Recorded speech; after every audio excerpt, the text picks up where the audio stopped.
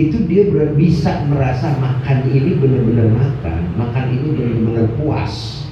Itu ketika hidangan itu harus 4 macam, ditutup dengan buah-buahan, dimulai dengan orange juice. Tapi orang kampung yang dalam keadaan kesederhanaan kecukupan, tempe, jengkol, sama sayur asem, waduh, nasi ngumpul, cukup nggak kira-kira Bu? Maka kecukupan orang kaya berbeda dengan kecukupan orang miskin. Ujungnya puncak hati merasa cukup apa yang dihidangkan. Disitulah kita bisa paham perkataan Imam Syafi'i, jika seandainya engkau memiliki hati yang qanaah, maka engkau dengan raja sebenarnya sama.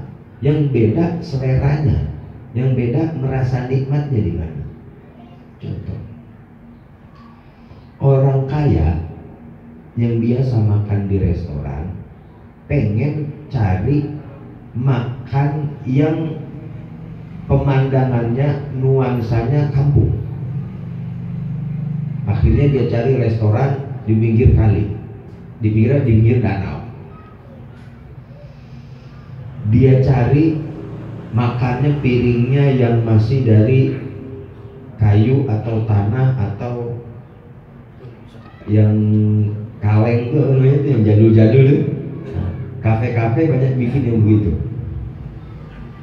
Itu sebenarnya kalau kita renungi di dalam, itu adalah ketika seorang mencari kepuasan. Dia telah bosan dengan restoran yang mewah. Puncaknya adalah kepuasan. Orang kampung yang biasa makan di pinggir sawah, dia pengen makan di restoran. Karena puncak kepuasan orang kampung makannya adalah di restoran, update status, foto, sedang dinner, lunch dan sebagainya. Maka puncak kepuasan orang berbeda-beda. Ketika puncak kepuasan kita puas atas apa yang diberikan Allah, itulah kita qanaah. Kadarnya berbeda-beda, tapi pada hakikatnya tujuannya qanaah adalah mencapai puncak. Itu dari situ kita bisa memahami perkataan Imam Syafi'i, idza kunta dza qalbin qanu'in fa anta wa malikud dunya sawahu. Kalau engkau memiliki hati yang qanaah, ente sama raja sama aja. Ada seorang, siapa menceritakan ini, Syekhuna atau siapa itu? Ada orang punya pancingan sama perahu. Kalau dia mau makan, dia tinggal mancing, dapat dia buat makan pulang. Hanya dia istirahat di ibadah. Temennya ngusulin, temennya nih pikirannya maju, pikirannya bisnisnya maju. Kata temennya, ente kenapa tiap hari pulang pergi? Mendingan ente nih beli pancing 5 biji, ente bawa ke tengah, ente berangkat dari pagi sampai sore, bawa pulang, nah sisanya ente jual, nanti ente bisa beli kapal lagi, beli perahu lebih bagus lagi, lebih gede lagi, ntar ente bisa punya pegawai, habis punya pegawai, jadi ente di rumah aja, jadi ente tenang, nggak perlu nyari mancing lagi. Dia bilang, ujungnya apa? Kata yang tukang mancing nih, ujungnya apa? Ujungnya ya ente jadi tenang, nggak pakainya mancing lagi. Nah, saya itu tenang setiap hari dapat. Ya udah, cukup buat saya. Salah satu contoh dari kata orang. Yang kedua, posisi qanaah itu adalah ada fakir, ada kefakiran ketika ketidakadaan rizki atau rizkinya dibatasi oleh Allah Subhanahu wa Ta'ala. Dia tetap menjaga diri, menjaga imannya dalam kefakiran. Karena apa? Paling sulit itu menjaga keimanan ketika kita fakir sebenarnya. Ketika kita nggak punya uang. Maka kata Rasulullah, begini aja nih. Mungkin saya nggak bilang Rasulullah, itu ada satu makalah, saya tidak memastikan riwayatnya dulu. Kadal faqru ayyakuna kufran. Jadi dicondong mungkin bukan riwayat yang sahih. Hampir saja kefakiran itu, hampir saja kemiskinan itu menyebabkan orang menjadi menjadi kufur, maaf. Karena apa? Karena fakir orang banyak menjual agamanya. Karena fakir orang banyak yang menjual prinsipnya. Karena fakir dia dagang, berangkat ke dukun, pesugihan, nyari supaya rela menggadaikan akidahnya. Karena kefakiran dia gadaikan fatwanya. Karena kefakiran dia gadaikan semua yang dia miliki, dia gadaikan. Demi apa? Demi kebutuhan dunia. Maka Rasulullah SAW berkata agar kita membaca zikir ini setiap pagi dan sore. Apa doanya dari Nabi SAW? Allahumma inni a'udzubika minal kufri wal faqri. Allah, kata Nabi, saya berlindung daripada kekufuran dan kefakiran, karena bahayanya fakir. Itu doa dibaca sama Nabi setiap pagi dan sore hari. Wa min a'udzubika minal kufri wal faqr. Ya Allah, saya berlindung daripada kekufuran, yaitu akidah, wal faqr, kesusahan dunia. Maka di dua ini, kufur akidah, fakir dunia, ini diperintah kita sama Rasul, diberikan panutan oleh Rasulullah untuk kita ini membaca setiap pagi dan sore hari. Maka qanaah yang kedua adalah menjaga iman kita, menjaga hubungan kita pada Allah Subhanahu wa taala ketika Allah kasih ketidakadaan. Karena fakirnya, kayanya orang, fakirnya orang itu semua udah ditulis sama Allah Subhanahu wa taala. Yang tadinya kaya banget bisa menjadi fakir banget. Yang tadinya fakir banget bisa jadi kaya banget. Yang tadinya kaya, beli apa aja nggak pernah ngelihat harga, beli sendal, beli sepatu, beli baju, beli mobil, semuanya dia nggak pikir harganya, murah banget. Tapi Allah putar semua itu menjadi boro-boro. Hati-hati dengan ucapan, hati-hati dengan kita bermuamalah dengan Allah Subhanahu wa taala. Semua itu bisa berputar. Maka dalam hadis Nabi SAW, Nabi pernah berkata yang maknanya ada hamba Allah yang enggak baik buat dia kekayaan, maka Allah jadikan dia orang fakir. Karena kalau Allah bikin kaya, dia bisa melenceng dari agama. Ada hamba Allah yang sengaja Allah bikin dia kaya, karena kalau dikasih fakir, dia bakal melenceng dari agama. Maka fakirnya kita, kayanya kita, itu yang terbaik dari Allah Subhanahu wa taala. Siapa tahu misalnya, kalau misalnya teman-teman di sini ada yang dikasih kaya aja dah. Pak Zain, saya minta kaya sama Allah tiap hari, tapi sampai sekarang nih masih belangsak aja. Minta mulu supaya kaya, tapi masih belangsak aja. Mungkin kalau dikasih kaya, dia nggak ngaji lagi. Ada yang dikasih bini aja nggak ngaji lagi. Ini kan ada begitu ya? Pengantin ada pengantin? Ada.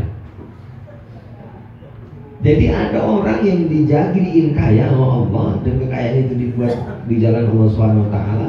Kita berharap mudah-mudahan kita kaya dipakai buat agama Allah dan kebutuhan kita di dunia, sehingga kita tidak perlu lagi meminta dan mengemis kepada orang. Ada lagi yang ketiga, udah jalan yang nggak kepanak, udah mentok semua, asbabnya udah mentok, asbab udah nggak ada lagi, kesono mentok, udah usaha ini bangkrut, usaha ini gagal, usaha ini kagak bisa, kagak ada jalan keluar. Ini gimana sih, kliknya belum dapet, kliknya itu dagangan. Sebab itu masdudah, tertutup semuanya. Tapi dia punya perasaan merasa tenang di waktu-waktunya bersama Allah, walaupun dia dalam keadaan susah. Ini sulit. Merasa tenang ketika nggak punya duit, gimana coba? Kita biasanya tenang punya duit apa tenang nggak punya duit? Kita tenang punya duit apa tenang nggak punya duit? Tenang punya duit. Kalau punya duit? Tenang. Belum tentu. Bingung mau belanja mulu, mau jalan mulu, jalan OTW dulu, OTW nyari senja, anak senja. Enggak punya duit akhirnya di rumah aja. Maka bagus mana kita, Allah yang tahu bagusnya kita kaya atau fakir. Maka ketika Allah bagi kita kaya, kita bersyukur. Bagi kita miskin, kita sabar. Itu yang udah yang terbaik. Ketika ulama berkata mana lebih afdal, jadi orang kaya apa jadi orang fakir? Imam Ghazali mengambil jalan tengah. Kata Imam Ghazali rahimahullah ta'ala, ketika Imam Ghazali memaparkan ulama yang mengatakan bahwasanya lebih bagus kaya dengan dalil-dalilnya panjang dalilnya, yang miskin, yang fakir lebih afdal fakir karena orang fakir nih masuk surganya duluan daripada orang miskin 500 tahun. Jadi daripada orang kaya 500 tahun. Jadi orang fakir udah pada ngopi di surga. Setelah 500 tahun lamanya orang kaya baru pada masuk ke surga. Kata dalil yang pertama. Dalil yang kedua, enggak kaya. Orang kaya itu bisa sedekah, bisa amal, lebih banyak hadis kita. Dah balu dusul bil ujur. Yasumuna ka yasuluna kama nusallu wa yasumuna kama nasudda, hadis-hadis yang panjang. Tapi Imam Ghazali ngambil jalan tengah. Kata Imam Ghazali, yang mana yang lebih afdal, fakir atau kaya? Kaya atau miskin? Kata Imam Ghazali, yang paling tepat adalah sesuai posisi yang Allah pilih buat kita. Kalau kaya bersyukur, itu lebih afdal bagi orang kaya. Kalau dibagi fakir, sabar, itu lebih afdal buat orang fakir.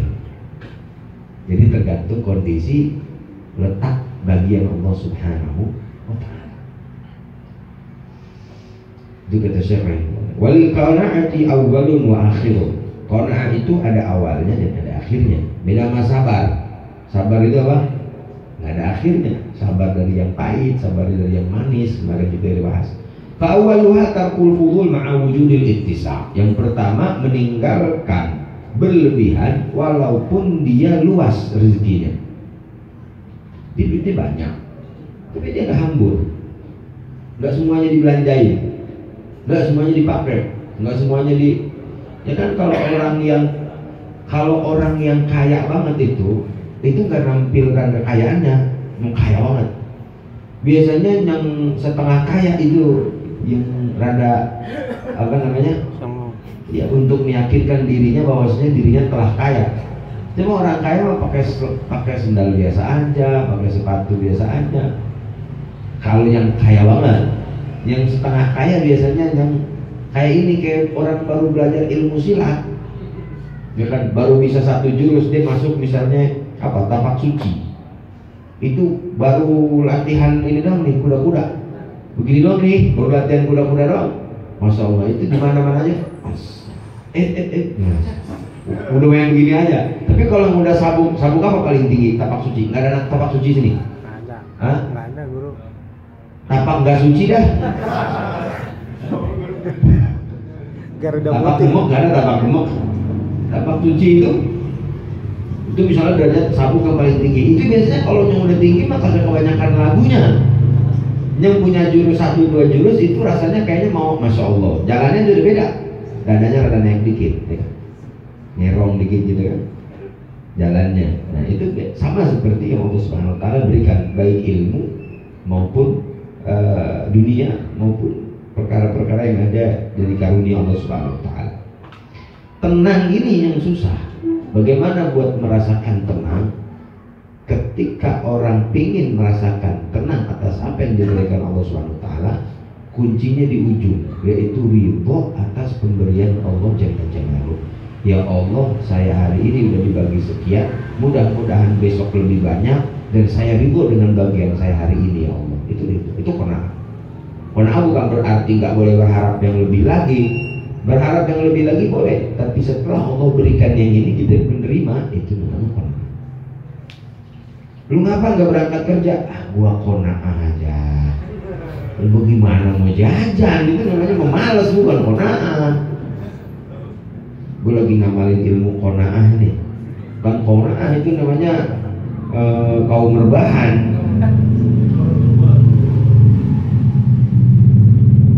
Wa akhiruha wujudul ghina ma'al qillah wa faqdil asbab. Di ujungnya itu qanaah yang paling tinggi adanya merasa cukup dengan kondisi yang sedikit dan tertutupnya sebab. Jalan udah tertutup, nggak ada lagi. Kadang-kadang Allah Subhanahu wa ta'ala tutup jalan. Allah pengen negor kita. Jalan lu ada di sini. Jalan itu ada di atas jadah. Jalan kita ada di doa. Jalan kita di pintu Allah. Jalan kita ada di hadapan Allah Subhanahu wa ta'ala. Jalan kita ada di menadah tangan. Kadang-kadang Allah Subhanahu wa ta'ala tutup jalan yang lain supaya ngingetin kita. Jalan kita tinggal jalan Allah Subhanahu wa ta'ala.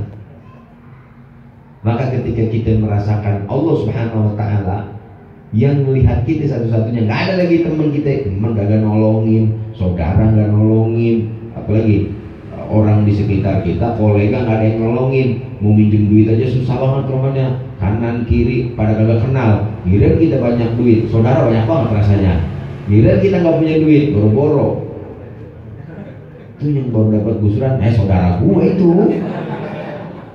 giliran jadi kita lagi kagak punya duit, mana ada temen yang mau negor, sampai bikin status, nggak ada yang ngajak ngopi ya bedi.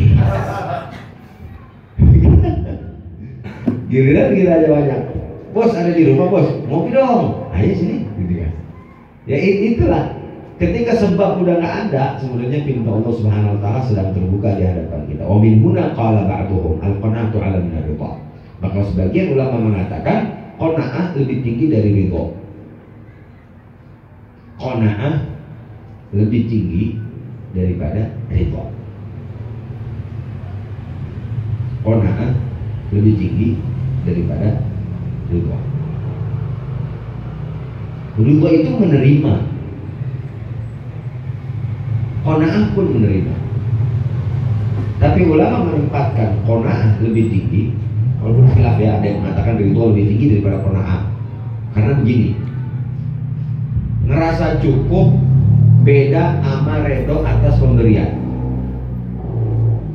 Dibagi duit sama baba 500.000 buat modal dagang. 500.000 malah cukup. Ya udah dah, udah kagak, cukup-cukupin aja kurang. Tapi 500.000 dikasih baba, mau dikasih berapa gue meredo aja, kagak dikasih juga gue redo, kasih cepet juga redo. Beda gak tuh? Lebih tinggi sebagian ulama mengatakan ridho lebih tinggi, dan saya lebih cocok itu, lebih cocok pendapat ulama yang mengatakan ridho itu lebih tinggi daripada qanaah. Qanaah kita udah dibagi sama Allah, baginya segitu, 500.000 dibaginya hari ini sama Allah, kita merasa cukup. Tapi kalau ridho dibagi nggak dibagi sama Allah, tetap aja ridho.